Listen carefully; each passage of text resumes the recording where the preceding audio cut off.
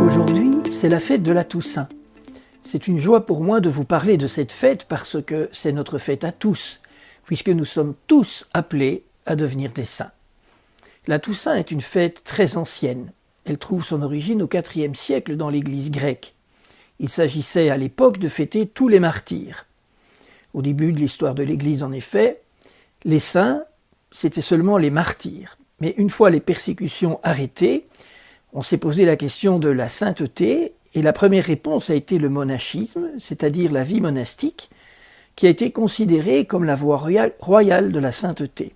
Ce n'est que plus tard qu'on a élargi la sainteté aux autres catégories du peuple de Dieu. Dans l'Église latine, cette fête existe déjà au Ve siècle, mais elle va prendre de l'ampleur au VIIe siècle à l'occasion d'un événement qui a lieu à Rome. C'est la transformation du Panthéon, le temple romain dédié à tous les dieux, en église, sous le vocable de Sainte Marie des Martyrs. Cette église existe toujours, et on voit bien que c'est un temple païen transformé en église.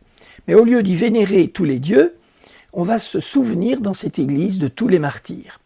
La consécration a lieu le 13 mai 610 par le pape Boniface IV, et la fête de la Toussaint, à partir de ce moment-là, est célébrée le 13 mai en rappel de la consécration du Panthéon. Au 8e siècle, la fête est déplacée au 1er novembre et elle est restée au 1er novembre jusqu'à nos jours. Attention, ne confondez pas la Toussaint et la fête des morts qui est le 2 novembre. Cette fête a été instituée localement en 998 par saint Odilon, abbé de Cluny, et reprise par l'Église universelle au XIIIe siècle et placée le 2 novembre. L'objectif était de prier pour le repos de l'âme de tous les défunts, spécialement pour ceux pour lesquels personne ne priait.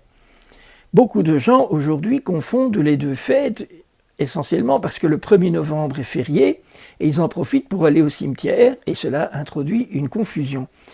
Mais en même temps, le fait de mettre la Toussaint et la fête des morts l'une à côté de l'autre, a beaucoup de sens, parce qu'on peut espérer que nos défunts sont au ciel, et s'ils le sont bien, alors c'est leur fête le jour de la Toussaint. Et s'ils ne le sont pas encore, eh bien la Toussaint, c'est l'occasion de prier pour qu'ils soient libérés et qu'ils puissent entrer au ciel. Alors, cette fête de Toussaint nous permet d'aborder différents points de notre foi qui ne sont pas toujours beaucoup développés énormément. Donc, le premier point, c'est que nous sommes tous appelés à devenir des saints. Donc, la Toussaint, c'est notre future fête. Le deuxième point, c'est qu'au ciel, il y a beaucoup plus de saints que simplement les saints canonisés ou les saints du calendrier. Il y a une multitude de saints inconnus que nous découvrirons en arrivant au ciel. Alors, ce sont les petites âmes, comme Thérèse les appelle, ou bien les saints de la porte d'à côté, comme les appelle le pape François.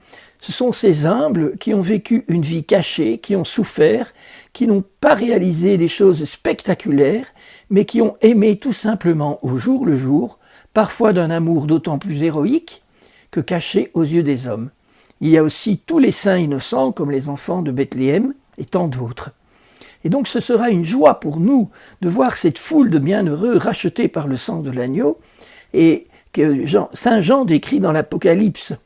Et voici une foule immense que nul ne pouvait dénombrer, une foule de nations, de tribus, de peuples et de langues. Ils se tenaient debout devant le trône, devant l'agneau, vêtus de robes blanches avec des palmes à la main.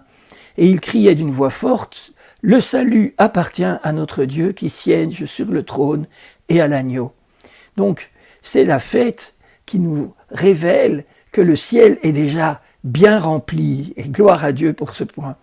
Alors, la Toussaint, c'est aussi l'occasion de se souvenir du magnifique mystère de la communion des saints, qui fait de nous tous, les habitants de la terre et du ciel, un seul peuple solidaire qui partage tout. C'est donc l'occasion de se rappeler cet article de notre credo « Je crois dans la communion des saints ». Mais c'est aussi l'occasion de prier pour les personnes défuntes. Et peut-être justement que parce que toutes les richesses de l'Église, ce que le catéchisme appelle le trésor de l'Église, nous appartient dans la communion des saints, nous pouvons offrir tous les mérites des saints, de la Vierge Marie, de Jésus lui-même, pour le salut des personnes décédées que nous connaissons, de nos familles, etc. Et la Toussaint, c'est aussi l'occasion d'avoir recours à l'intercession des saints qui sont au ciel, de leur demander de prier pour nous, parce que au ciel, la joie des saints, c'est de s'occuper de nous qui sommes sur la terre. Comme l'a dit sainte Thérèse, je passerai mon ciel à faire du bien sur la terre. Mais il n'y a pas que sainte Thérèse qui fait du bien sur la terre. Tous les saints nous regardent et attendent que nous ayons recours à leur intercession. N'ayons pas peur, ils veulent nous écouter, ils veulent nous exaucer.